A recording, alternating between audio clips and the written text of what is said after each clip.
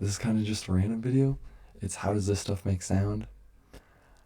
I felt like learning this. I'm gonna see if I can add anything or not. Probably not. Record players were way ahead of their time. Everyone knows that the sound comes from the grooves, but how on earth Okay, a yeah. groove in a plastic first? Sorry. What intrigued me to watch this video, I saw there was some random like Instagram reel, and they took freaking like a tin can or a can of wax or something, and they spoke into a cone, and it made those grooves it was talking about, and then running a wire back through the grooves, it made the sound come back out. Cause like, I guess it's about to explain it. I don't know how it works, but I think that's so weird. And so then I saw this video, and I was like, okay, wait, I'm trying to learn, because that's just confusing to me. I really don't get how that works. Generate the sweet ear nectar that is Yellow Submarine. It's because sound Fire song. is just vibration. Say you were to Wonder speak if into a Ryan's big watching horn this. that had a stretched out balloon at the end. That stretched out balloon is going to vibrate along when you speak into said horn. And that vibration is the same vibration your eardrum makes to let you hear sound. So say you then taped Okay. a pencil that would vibrate with the balloon. If I put a piece of paper against the pencil, you'd see something like this, useless scribbles. Now if I move the piece of paper at a constant pace, you'd see this, slightly less useless scribbles. Congratulations, you just recorded your voice. Good job. That scribble on your piece of paper is the sound waves. I'm sure it'll explain it. I just don't get how running that back will get you right back to the exact sound of your voice. Like that's what doesn't make sense to me is, okay, it's collecting it, but it can run my voice back if I did that. Or vibrations just that you weird. were making by speaking into the horn. But there's no way to play it back. It's literally Well, just yeah, a piece of paper. with the Only paper what and if it stuff. wasn't? What if, instead of making a 2D line, we make a 3D line? And that's what these guys did back in the 1800s. The gramophone. Say Lady Gaga that sings into old? a big horn that would focus and direct the sound onto a diaphragm, which is essentially just a fancy stretched out balloon from before. I The think this diaphragm is would vibrate, one of the and things attached that to was the in the video diaphragm I was would be a watching. stylus or needle that would cut these vibrations into a wax record, Yeah. creating a 3D line Obviously with not bumps and record. valleys. If you take that wax record and put it through a chemical bath, you'll have a metal record. You can then use that metal record as a stamp on old plastic frisbees. Now we have a record, but the question still stands. How does it play music? Okay, exactly. That's exactly what I'm asking, because I have a record player like right over there, and my favorite way to listen to music by far is through my records. And for some reason, it's so mind-boggling to me that like the wire scratching against it can play back a song. So I guess this guy's about to explain it. You actually literally just do everything backwards. First, start spinning the disc at the same speed you spun the wax record when recording. Then, drop the needle into the groove. The bumps and valleys are going to cause that needle to make the exact same vibrations as the needle that recorded the original sound. And just like how you record the original sound, the needle is connected to a diaphragm, and that diaphragm is going to make the exact same vibration as the original recording. And vibration And is it sound. So all we need to outputs it do out of is the amp. cone. That's just so weird to me still. Okay, I guess so. It is just vibrations. It's just weird how much sound the vibrations carry. That it can be like exact carbon copies of what went into it. Amplify that vibration by adding a comically big horn, and you'll get the exact same sound made by Lady Gaga. But modern records don't use big horns, so Didn't how think does so. that work? Well, modern record players are a little Oh, bit more yeah. digital. Instead of a horn, it's a speaker, and instead of a flimsy balloon, it's a copper coil vibrating Okay. in between two Well, that makes magnets. sense. As the copper coil moves between the two magnets, it makes electricity that goes to a speaker, creating sound. But it's the 80s, and only losers use I guess that makes sense. Speakers are still just so weird. And like all that, so is that in like what we have then? There's always just something making the vibrations. I guess how is what we get noise. I think I'm too slow to be reacting to even like simple videos, but that's alright. use vinyl anymore. The cassette tape. Now, what sort of sorcery is used to put Michael Jackson into this measly piece of black Scotch tape? Magnets.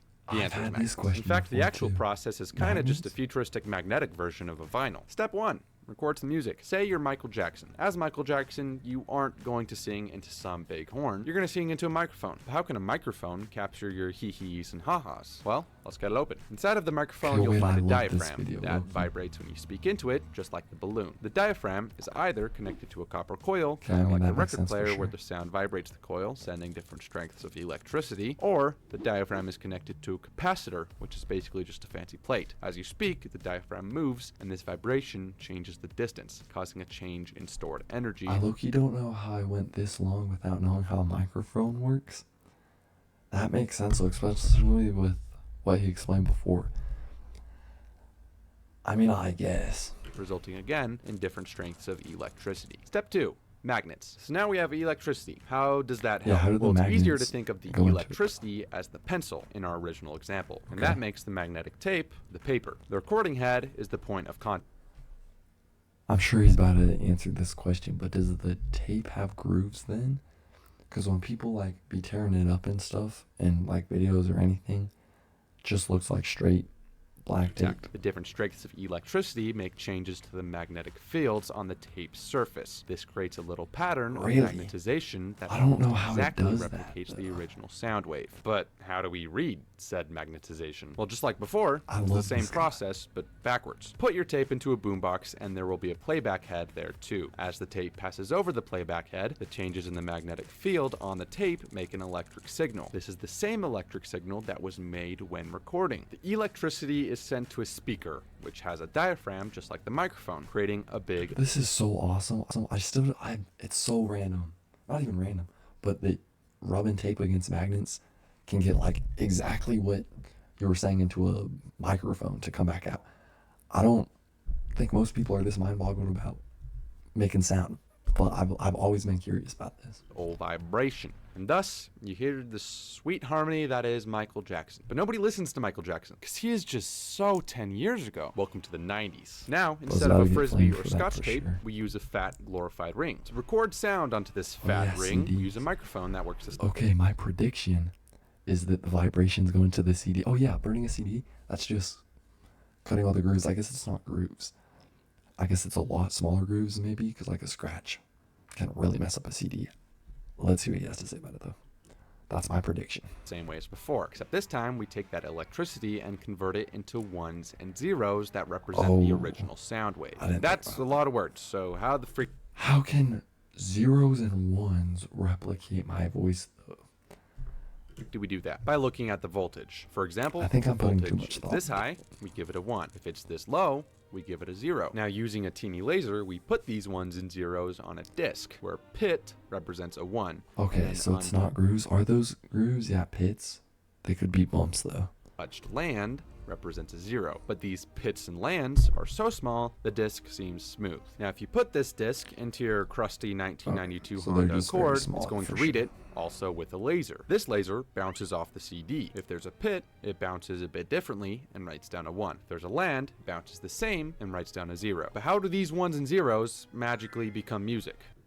That's exactly what I'm asking, because I mean, I don't even know. I don't know if he'll explain it or if there even is like real science behind it. But lasers bouncing into grooves, producing my voice or anyone's voice, that's just hard for me to like wrap my mind around. Again, same thing but backwards. First, we use a digital to analog converter, Okay. but you can just call them DAC. DAC will generate a certain amount of electricity depending on whether it reads a 1 or 0. This creates the same electric stream that was in the microphone when originally recording. And just like before, the electric stream is sent to a speaker, which has a diaphragm that vibrates depending on how much electricity it receives, creating weak knees, heavy arms, and mom spaghetti. And all that information is Okay, that does make sense. It's still like electricity causing it, because it's not the same electricity that my voice made. That's the main part that like weirds me out. Is it's different electricity being remade that has my voice in it. But that's pretty much the end of the video. Let's just finish it up. It's actually not free. It's going to cost you one subscribe, and I'm just I going mean, to that's this good, around. for It's sure. going to ask you a couple questions. You know, we appreciate tips in the form of a like, comments even if you feel that. I'll definitely like that I video. wanna be That rich. was a good video. I think he answered a bunch of questions that I've had for a while, just because that's such a random subject to me. But both those videos.